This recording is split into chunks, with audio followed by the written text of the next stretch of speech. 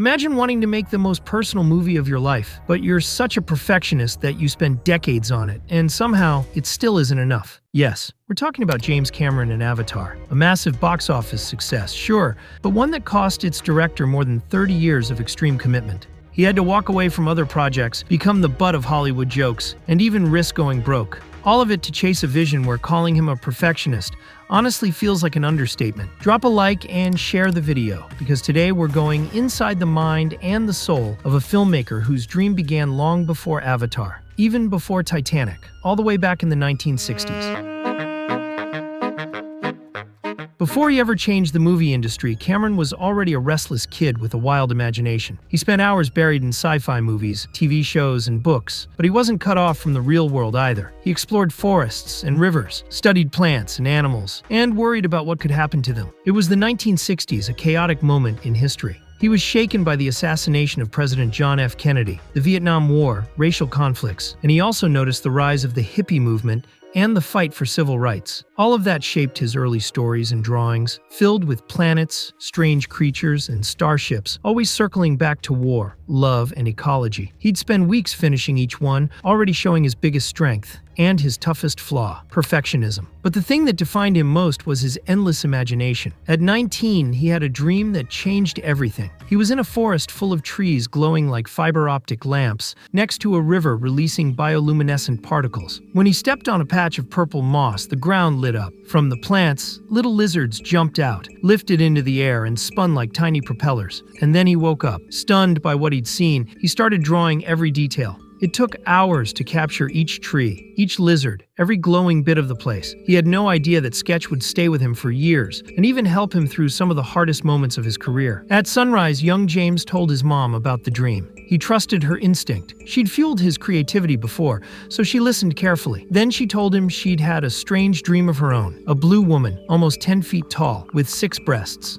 Inspired by those dreams and a handful of other ideas, Cameron made his first short film, Xenogenesis. The story followed a man with mechanical parts and a woman traveling through space while facing different threats. You can already spot the early traces of what would become his style, but 2 details are worth highlighting. The film opens with illustrations drawn by Cameron himself, and one of them shows a tall, slim woman wearing tight purple pants and having blue skin, though without the 6 breasts, of course. And in the original script, the characters arrive on a planet that glows at night in soft shades of blue and green. The seed of Avatar was already planted, but making that movie happen would take much longer. Cameron wouldn't bring it to life for decades. By the time Cameron started thinking about Avatar, he was already James Cameron. In the 80s, he broke out with The Terminator and Aliens. In the 90s, he shattered records again with Terminator 2 and True Lies. Each movie was bigger, more technical, and a lot more chaotic. And all of it came down to one thing: perfectionism. He pushed himself hard and treated everyone else the same way. If he felt someone wasn't as committed as he was, he'd yell, "Fire them," whatever it took. He cared about the movie, not the feelings of the people making it. That reputation stuck. Demanding, intense, impossible to handle. Half of Hollywood couldn't stand him. And since he constantly blew past schedules and budgets, studios were furious. But because his movies made a fortune, they kept giving him another chance. Still, there were moments when that perfectionism almost cost him everything. Right in the middle of his blockbuster streak, he made The Abyss, a serious sci-fi drama about humans and extraterrestrials built around a pacifist message. The production was a nightmare. He clashed with the lead actors, spent months filming scenes that lasted only a few minutes, and the budget jumped from $43 million to $70 million.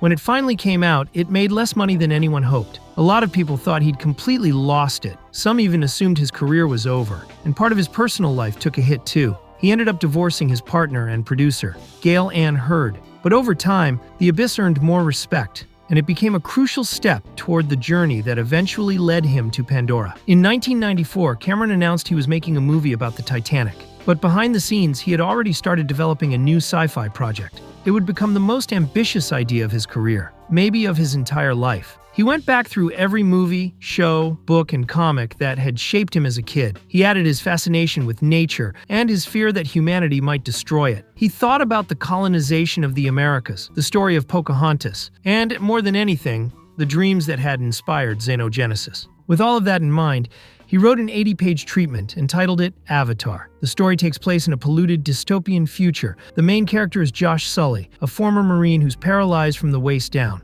After his twin brother dies, a corporation offers him the chance to replace him in an experimental program, the Avatar Project. He travels to Pandora, a moon overflowing with life. The corporation wants to strip it for resources, but first they need to earn the trust of the native population. So Sully and a group of volunteers have their consciousness transferred into hybrid bodies, half human, half Na'vi. Josh is amazed by his new reality. He can move freely through a glowing jungle, connect with the locals, and he falls in love with a Na'vi woman named Zuleika. But the corporation pushes ahead with its plan to take Pandora by force. Leading the operation is Colonel Miles Quaritch, ready to level everything in his path. Josh becomes the only real hope for the Na'vi, and for Pandora itself. Cameron envisioned Avatar as an entertaining story, but one that would also make audiences think about the environment. And from the start, he told himself the movie had to show things no one had ever seen before. It was his dream project, and he felt he had to push himself even harder than usual. He wanted the Na'vi to be unique, but just as expressive as real people.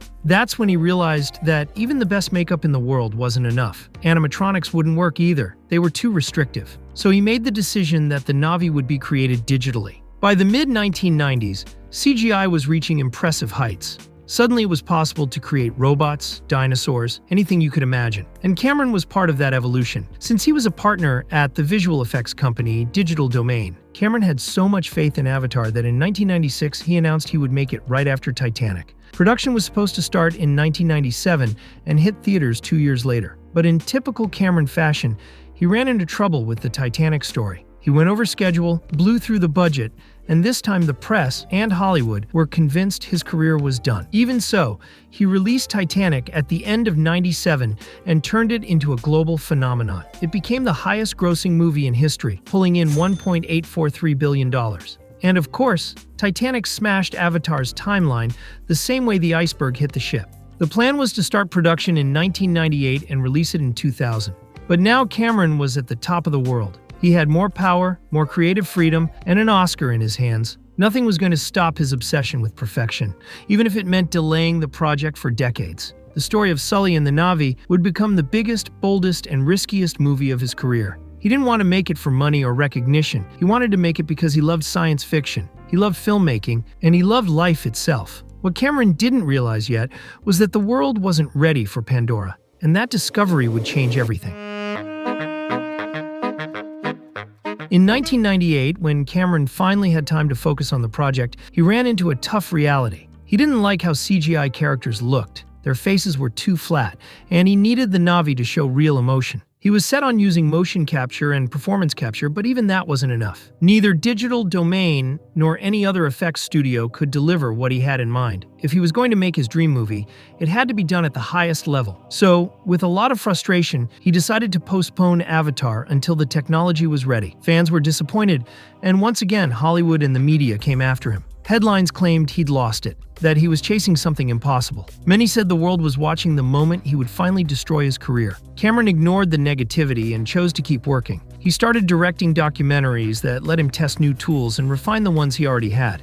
One technology in particular grabbed his attention: 3D. Hollywood had used it in the 50s and again in the 80s, but most people saw it as a gimmick. For Ghosts of the Abyss, he designed his own 3D cameras. He liked the results so much that he decided he wanted to bring 3D to Avatar, if he ever got the chance to make it. Around that time, Cameron's excitement for the project came back, especially after he watched the Lord of the Rings trilogy. He was blown away by Gollum. He had never seen a digital character with that level of expression.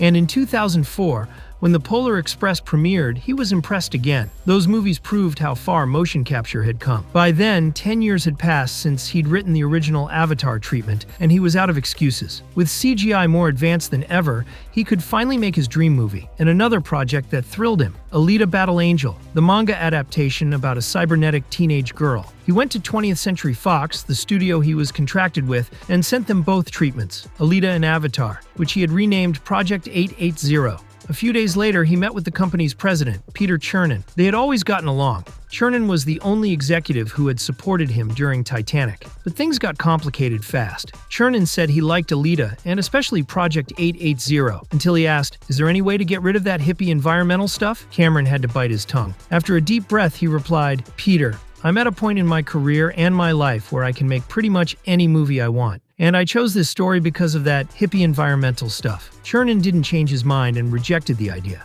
So Cameron added, Before you get to your car, I'll be on the phone with Dick Cook at Disney. He wants this. We'll close the deal, and whatever happens next happens. And if the movie ends up making a lot of money, you might look pretty foolish." Chernin hesitated, but reminded Cameron that he always went over schedule and over budget. Cameron replied that breaking the rules had always been worth it, even on the Abyss. He also pointed out that Avatar had action, spectacle, franchise potential, merchandising, and a love story. Basically, the best elements of the Terminator, Aliens, and Titanic all rolled into one. "We could stretch this out forever, but the truth is their argument went on for weeks." Cameron finally convinced Chernin in mid-2005. The executive was considering a budget of $237 million, an enormous amount even for a major Hollywood production. Still, he wanted proof before moving forward. He needed to see a Na'vi on screen, so he gave Cameron $10 million to create a proof of concept. Cameron took the challenge. He grabbed his own 3D camera and teamed up with Digital Domain. In a single test clip, they needed to show that motion capture and photoreal digital faces could create a blue alien as believable as a human being.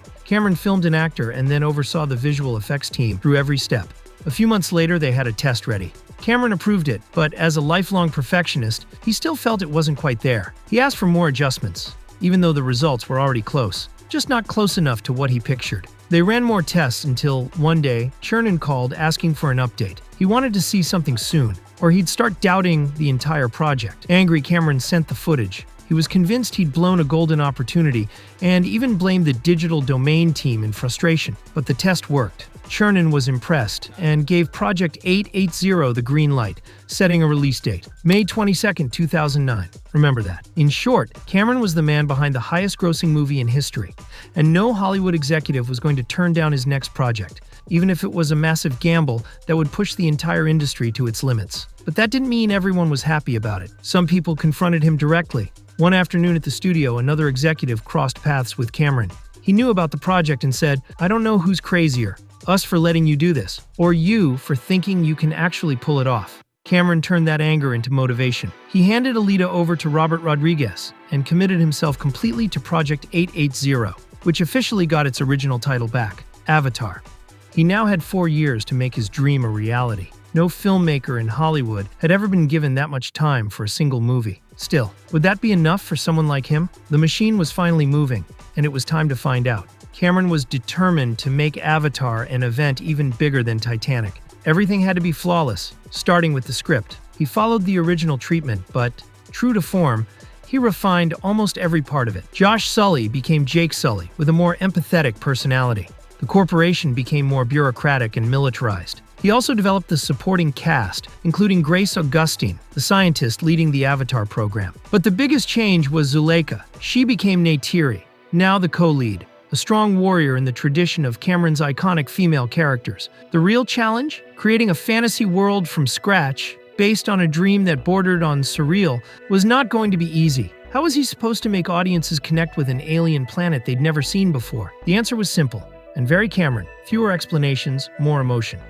His plan was to overwhelm viewers with the experience. With 4 full years ahead of him, Cameron brought in archaeologists, anthropologists, astrophysicists, and other specialists. He spent hours with each one, determined to bring to life the world he had imagined as a kid. To design Pandora's plants and animals, Cameron brought in Jody Holt, head of the Botany and Natural Sciences Department at the University of California. For the Na'vi, linguist Paul Frommer created the language, and ethnomusicologist Wanda Bryant developed their music. His next step was building a technical team talented enough and patient enough to handle his demands. And let's be honest, if you've made it this far into the video, you already know he was a very difficult director to work with. So tell me, would you work with Cameron? I'm not sure I would. Even his usual collaborators weren't always certain. When it came to visual effects, everyone assumed he'd choose Digital Domain. After all, he was one of the company's partners. But he had never been fully convinced by their proof of concept. What happened next was considered a betrayal inside the industry. He wanted the absolute best for Avatar, so he turned to the team he believed was at the top. Weta, the New Zealand studio responsible for creating Gollum and the other creatures from The Lord of the Rings. Cameron had assembled an extraordinary team for Avatar, but that didn't ease his mind at all. He still needed actors willing to join a project unlike anything Hollywood had attempted. And more importantly, actors capable of enduring a process where every gesture, every movement, and every breath could be questioned, repeated, or tossed aside because of his relentless perfectionism. Getting the studio to approve Avatar had already been tough, but Cameron never imagined the hardest part would be finding someone actually willing to star in it. Right away, he clashed with the executives again. Cameron didn't want big stars in the cast. Fox insisted that Jake Sully needed a recognizable face. The project was too expensive, and they wanted some kind of commercial safety net. The argument got tense. Cameron refused and reminded them that Leonardo DiCaprio wasn't a major star before Titanic. Chernin responded that Titanic hadn't been anywhere near as expensive as Avatar, which only made the room even more uncomfortable. And then something very Cameron happened. He didn't give in, but he did shift his perspective. Not because the executives convinced him, but because, according to him, the idea suddenly sounded interesting. He approached Jake Gyllenhaal, who turned it down. Later, he met with Matt Damon. Since Damon was a star, Cameron offered him a huge salary and 10% of the profits. Damon had to decline because of his commitment to the Bourne franchise. Years later, he'd admit he regretted it, mostly because of the money he walked away from. But that story's for another video. Hollywood's lack of enthusiasm genuinely offended Cameron. Instead of chasing established names, he started looking for lesser-known actors, people who were disciplined, hungry, and wouldn't even consider turning down an opportunity like this. He looked at several future stars, including Chris Pratt, Chris Pine, Channing Tatum, and Chris Evans, until he landed on Sam Worthington. Born in England, Worthington had even been in the running to play James Bond in Casino Royale. He had the intensity and introspection Cameron wanted for the character. And for Worthington, it was a life-changing chance. He was literally living in his car at the time. Cameron was just as obsessive when it came to casting Neytiri. Back in the 90s, when he first started developing Avatar, he'd pictured Charisma Carpenter from Buffy the Vampire Slayer. By the time he revived the project, she was too old for the role. He considered Q'orianka Kilcher, who played a grounded version of Pocahontas in the New World, but she didn't fully convince him. After an exhaustive casting search, he chose Zoe Saldana. Her dance training and physical control made her the perfect fit. She could handle the emotional complexity of the character and adapt to a completely new language. For once, Cameron finished the rest of the casting without much trouble. He brought in Sigourney Weaver as Grace, having worked with her on Aliens. She hesitated at first. She knew exactly how demanding he was, but she accepted for old times' sake. As for Quaritch, Josh Brolin turned the role down. That's when Cameron thought of Stephen Lang. He liked Lang's intensity and had nearly cast him in Aliens. During his audition for the Colonel, Lang grabbed a production assistant by the back of the head. Cameron gave him the part immediately. Avatar finally had its cast, and Cameron pushed them from day one. Everyone had to train in hand-to-hand combat, weapons handling, and horseback riding. He was even tougher on the actors playing the Na'vi. He made sure each of them received linguistic and dialect coaching in the Na'vi language, but he still felt it wasn't enough. Even though Pandora would be built on a soundstage, the actors needed real jungle experience. So Cameron sent them to Hawaii, where they had to move through the forest and learn to live like a tribe. Some took a while to adjust, but Saldana dove in. She dressed like a warrior and even wore a makeshift tail, like Neytiri. That was exactly the level of commitment Cameron expected. But once it was time to start filming, Sam Worthington, Zoe Saldana, and the rest of the cast quickly learned why so many Hollywood actors had turned the project down. Filming wasn't going to be a challenge. It was going to be a test of endurance. And the ironic part? The extreme pressure didn't fall only on the cast. Cameron himself was about to step into his own creative nightmare. Behind-the-scenes clips from Avatar are everywhere online. They look cool, they look intense, but those 15 seconds don't even begin to show what that production was really like. To give you an idea, crew members on his sets used to wear shirts that said, "I survived James Cameron." And that wasn't a joke. Filming began in April 2007. Cameron set up a clear plan. First, all the motion capture scenes would be done at the Hughes Aircraft Studio in Playa Vista, Los Angeles. Then the live-action material, real actors, real sets, would be filmed in Wellington, New Zealand. As we said before, Cameron's obsession with perfection often created tension on set. His longtime collaborators showed up expecting another tidal wave of yelling and threats. But something was different. After years working with small teams in dangerous environments, including literal deep-sea expeditions, he'd learned the value of humility and respect. He promised to lead differently. Before, he would fire someone over a loose cable. Now he listened, explained, and treated people like people. So, did Cameron become a softie? Not even close. From day one, he was the same as always. Fast, obsessive, demanding, and of course, he had new technology built specifically for this movie. One was the reality camera system, his high-definition 3D camera. The other was the Simul Cam, which let him see, in real time, how a CGI character would appear inside a real set. The actors performed in suits covered in sensors, and Cameron watched the scene on a monitor, as if the Na'vi were standing right there in front of him. Cameron's technical skill was never in question, but plenty of people wondered how he would work with the cast. The press and fans still remembered the complaints from actors like Kate Winslet, who called him a tyrant after Titanic. But Cameron had also improved the way he worked with actors, especially when they matched his level of discipline. During pre-production, he noticed that Worthington and Saldana were focused, committed, and hungry. He wondered if they'd stay that way once filming started, and as soon as they walked onto the set, he pushed them with instructions that would have made most actors hesitate. As if working under Cameron wasn't enough pressure, the cast had to face another challenge just as exhausting: acting inside a world that didn't exist yet. There was no glowing jungle, no creatures, no Pandora, just a gray stage, cameras, sensors, and an overwhelming amount of experimental technology. But soon, Cameron saw he'd been right about them. The leads climbed, jumped, and reacted to invisible creatures like they were actually there, and they didn't complain when he used his 20-take rule, a method he created to keep everyone disciplined within real-world deadlines and budgets. Yes, it's ironic that Cameron invented a method about limits and scheduling, but you already know he likes breaking rules, including his own. He found the same commitment in Stephen Lang. Lang had never acted with green screen before, but his theater background made it easy for him to rely on imagination. Up to that point, it was standard Cameron-level chaos, until things got more intense. One day, while he was giving Saldana a direction, a phone went off. He asked whose it was. It belonged to an assistant. Cameron took the phone, grabbed a nail gun, and pinned it to the wall. You'd think that would have been enough of a warning, but it wasn't. Phones kept ringing over the next few days, so he ended up creating an entire wall of phones nailed in place. Worthington shared this story years later. Cameron laughed and said he never actually nailed them, that it was just a threat. But by then, the myth had already stuck. Cameron kept that same energy through the end in late 2007. With so many months available, he didn't run over schedule. And he had a generous window for post-production, 2 full years. Even with all that time, he realized the film wouldn't be ready for the planned May 22, 2009 release date. Yes, before post-production even started, he already knew he needed more time. Cameron spoke with Chernin about the delay and brought up another issue. Most theaters still didn't have 3D projectors, and they needed extra time to upgrade. Chernin was furious. He told Cameron that the marketing budget alone was spiraling out of control. It would hit $150 million. Once again, Cameron played his usual card. He reminded him that Titanic's release had been delayed too, and everything turned out fine. Chernin was running out of patience, but he set a new date anyway, December 18, 2009. That's when Cameron dove into the longest and most demanding post-production of his career. And even then, he didn't slow down. When post-production on Avatar began, Cameron worked closely with visual effects supervisor Joe Letteri. And when we say closely, we mean very closely. For months, he stayed on top of every detail and every one of the nearly 900 Weta artists. He wasn't yelling like he used to, but he constantly reminded the team that this was the project of his life, and that only excellence was acceptable.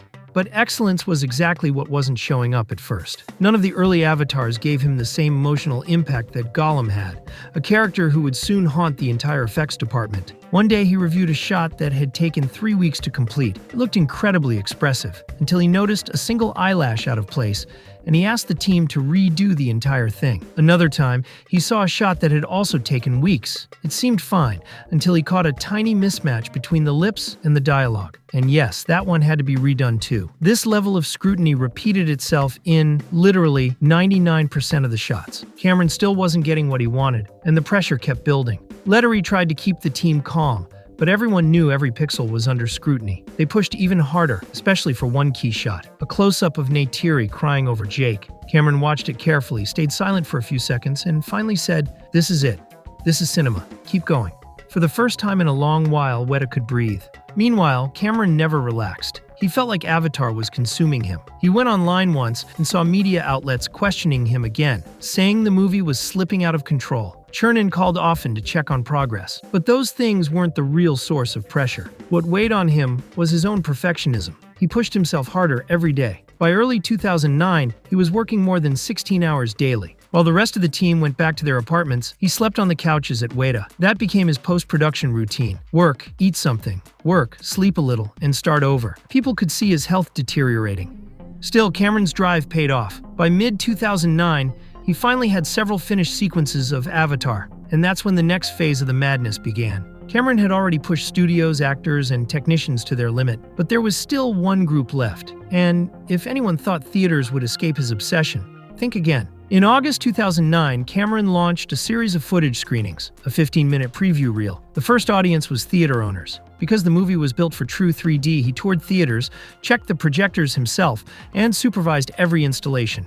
It was the first time since Chicken Little that theater chains had to upgrade their equipment for a single film. Avatar hadn't even premiered yet, and it was already reshaping the industry. Cameron also gathered part of the cast to present the footage at San Diego Comic-Con. The crowd went crazy. For the first time, people saw Pandora in motion. The first official still was released on August 14, 2009, and on the 21st, studios organized worldwide preview screenings. The reaction was huge, the same shock and excitement, now on a global scale. The team was excited, but Cameron wasn't ready to celebrate. Instead, he looked for another reason to push himself. He went online and found a wave of negative comments. Too much CGI, it looked like a video game. The Na'vi were blue Shreks. Hollywood was even harsher. The press called it his final tech obsession. Executives from other studios predicted a disaster on the scale of Waterworld, a story we've covered before. Others compared him to Richard Williams, the animator who spent decades on The Thief and the Cobbler, only for the project to fall apart. Many insisted Cameron had lost his touch, that this time he had finally ruined his career, and could even push Fox toward bankruptcy. Cameron had lived through something similar with Titanic, so he stayed calm, trusted his instincts, and finished a cut of Avatar. Until one day, he hit his limit again. A private screening was organized for Fox's top executives, including Chernin. Cameron didn't go into the theater, but waited nearby. When the lights came up, one of the studio's highest-ranking executives, whose name Cameron refuses to reveal, walked over to him. Shaking, he begged Cameron to shorten the movie. Cameron finally snapped and told him, "I think this movie is going to be a huge success, and when it is, it'll be too late for you to like it. The moment to like it is today. I'm not asking you to lie. Just understand that no matter how much you praise it later, once it's a hit, it won't matter to me." If any other director had said that, they would have been kicked out of the studio, and probably out of Hollywood. But James Cameron still had one advantage. He was James Cameron. He knew Fox couldn't fire him without risking hundreds of millions of dollars. Then came the twist. Only weeks before the premiere, Cameron went back into the editing room. On his own, he cut several scenes, including the Earth introduction and part of Sully's training, bringing the runtime down to 162 minutes. It could have ended there, but he couldn't help himself. He reviewed the film again, frame by frame. Suddenly he started spotting tiny imperfections in the effects. Details so small, most people would never notice. But to him, they were unacceptable. So he called Letteri and the Weta team to fix everything at the last minute. They couldn't believe it. It was early December, and the movie was set to premiere on the 18th. This was supposed to be the end. No one wanted another delay. And there wasn't a single person left with the stamina for more of Cameron's physical and mental demands. After a few final tweaks, Cameron finally said, "That's it." And the entire team was ready to collapse from exhaustion. But if anyone thought the problems ended there, they were very wrong. By early December, the entire world was talking about Avatar. Fox had rolled out a massive marketing campaign. Toys, video games, books, and promotions everywhere. The cast was excited too, especially Worthington and Saldana. On the press tour, it was obvious they knew these were the roles that would define their careers. But as the marketing push grew, so did the skepticism. Social media was full of doubts, and outlets like Time questioned whether audiences were ready for something this unusual. Remember what Avatar was offering: a completely digital world, a cast without big-name stars, an ecological and anti-war message, and a runtime close to 3 hours. Everything the industry usually avoided. Cameron stayed calm in public, but privately the doubt got to him. He admitted to people close to him that he wasn't sure audiences would accept characters who didn't look human. It led to a question he had never asked himself. What if he failed for the first time? If that happened, he wanted one thing to be true. The movie had to look flawless. So yes, he kept making adjustments. With less than a week before the premiere, he couldn't go back into post-production, so he focused on the only thing he still had control over: the 3D theaters. He went to test screenings, checked calibrations, and rewatched projections just to make sure nothing went wrong. That's why he always carried his own contrast meter. In those final days, he was stricter than any projection technician in the building. Cameron also paid close attention to the press screenings. The response was respectful, but low-key. He knew the real moment of truth would be the IMAX screening. Several Fox executives were there, including Chernin and the same person who had begged him to shorten the movie. Everyone was nervous. If the film didn't at least make back its budget, it would hit Fox hard. The word bankruptcy wasn't an exaggeration. When the screening ended and the doors opened, Cameron watched the executives walk out in shock, like they'd actually stepped into another world. But he didn't celebrate yet. There was still one reaction that mattered more than any of them: the audience. Would people connect with the story and the characters? Would they feel transported to Pandora? What if they spotted technical issues that hadn't been fixed in time? All of that was answered on December 18, 2009. The Avatar phenomenon started immediately. Theaters stayed full for months, word of mouth went through the roof, and the film reached $2.788 billion at the box office. It became the highest-grossing movie in history, surpassing Titanic. Cameron broke his own record. Despite all the doubt and resistance leading up to the release, everyone eventually had to admit he was right. Avatar also made a strong impact during awards season, especially at the Oscars. Cameron watched with pride as the film won several technical categories. Understandable, considering he had pushed so many of those innovations forward. The movie and Cameron were nominated in the top categories as well, but both lost to the war drama The Hurt Locker. In a twist worthy of Hollywood, that film was directed by Catherine Bigelow, Cameron's former wife and creative partner. Avatar's influence didn't stop there. It boosted Worthington's and Saldana's careers, inspired a theme park, sparked countless parodies, and convinced Hollywood to bet on large-scale 3D blockbusters again. Cameron enjoyed the success, especially knowing his ecological and anti-war message had reached millions. Once again, he proved wrong everyone who had called him crazy or finished. But, as usual, Cameron wasn't done. He was ready to expand the universe he had created. So in October 2010, he announced not one, but two sequels, scheduled for 2014 and 2015. No one believed those dates, and they were right. The delays weren't just about his perfectionism this time. He faced a new set of unexpected obstacles, including a few legal issues. Cameron always knew Avatar had obvious influences. Plenty of fans called it Pocahontas in space, and that never bothered him. But then came accusations that were far more serious. For years, these claims stayed quiet, even though everyone knew what the movie was about. But now things were different. The project was huge, incredibly successful, and extremely profitable. In 2011, Cameron was sued by Eric Ryder, a former Lightstorm employee. Ryder claimed he had created a story called KRZ 2068, set on a lush moon exploited by a corporation. He said Cameron read it in 2002 and rejected it. And that was just the beginning. That same year, designer Gerald Murawski claimed he had once pitched Cameron a project called Guardians of Eden, involving indigenous tribes, nature, and mining. Around that time, writer Bryant Moore alleged Cameron took ideas from two of his sci-fi scripts, Aquatica and Descendants the Pollination, which featured bioluminescent plants, blue humanoids, and themes of reincarnation. In June 2013, artist Roger Dean accused Cameron of copying concepts from his album covers for the band Yes. That flood of accusations would have rattled almost any filmmaker, but not Cameron. First, he'd faced similar claims with almost every movie he'd made. And second, this time he had something conclusive. Remember the dream he had at 19, the one he drew right after waking up? He showed that sketch to the lawyers, and the lawsuits quickly fell apart. With that resolved, Cameron returned to the Avatar sequels. He started writing and realized the story wouldn't fit into just two more films. So in 2013, he confirmed he would make Avatar 2 and Avatar 3, and also a fourth and fifth movie.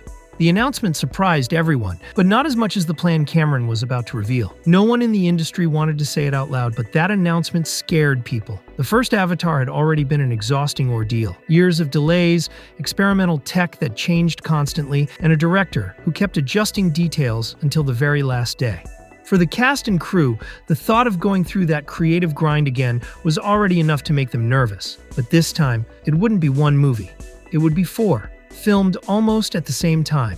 After seeing what it took to finish the first film, repeating that process, multiplied by 4, felt like a nightmare designed specifically for James Cameron. Anyone who had worked with him knew the hardest part was still ahead. Cameron named the second film Avatar: The Way of Water. The story follows Jake and Neytiri years after the first movie. They now have a family, including the adoption of Spider, a human teenager. Everything seems calm, until a new Avatar version of Quaritch reappears and triggers another conflict. Cameron took on several challenges at once.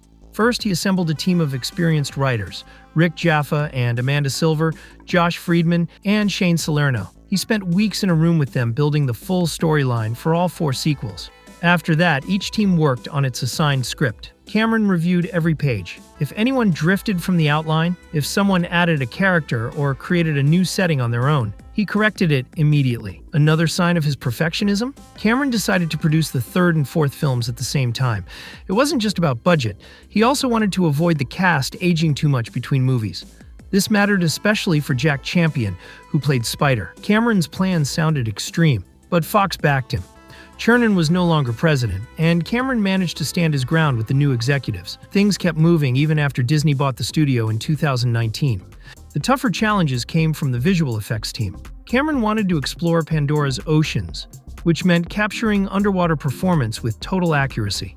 The technicians said it couldn't be done. No one had ever achieved it. Cameron stayed calm and told them, "That's exactly why we're going to do it." Then he commissioned something that didn't exist, a giant tank designed specifically for underwater motion capture. He didn't overlook the cast either. He brought back Worthington and Saldana and even Weaver and Lang, despite their characters dying in the first film. He also added new cast members, including Kate Winslet. Yes, the same Winslet who once called him a tyrant. She later admitted the word was too harsh, and she noticed he had toned down his temper. She played a Na'vi and achieved one of the production's most talked about feats, holding her breath underwater for 7 minutes during filming. Cameron loved it. In his eyes, she was now just as demanding with herself as he was with the entire production. Cameron and his team went through a production that lasted from 2017 to 2020. And yes, they filmed material for different movies. Once post-production started, Cameron pushed Weta's artists again and demanded new advances in CGI. More challenges showed up along the way.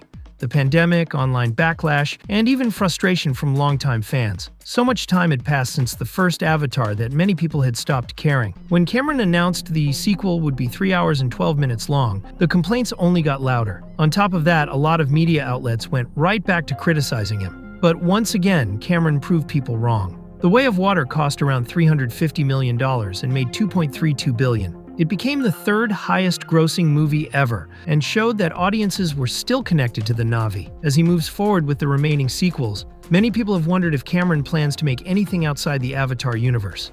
He confirmed he's working on Ghost of Hiroshima, a drama about a survivor of the Hiroshima and Nagasaki bombings. But even with that project underway, he's still tied to the world he imagined as a kid, a world that has shaped his entire career. We don't know much about the third, fourth, and fifth Avatar movies yet. But knowing Cameron, it's hard to imagine he isn't pushing everything to an even more ambitious, experimental, and obsessive level. At this point, he's not just a director working on Avatar. Cameron isn't Cameron anymore. He is Avatar.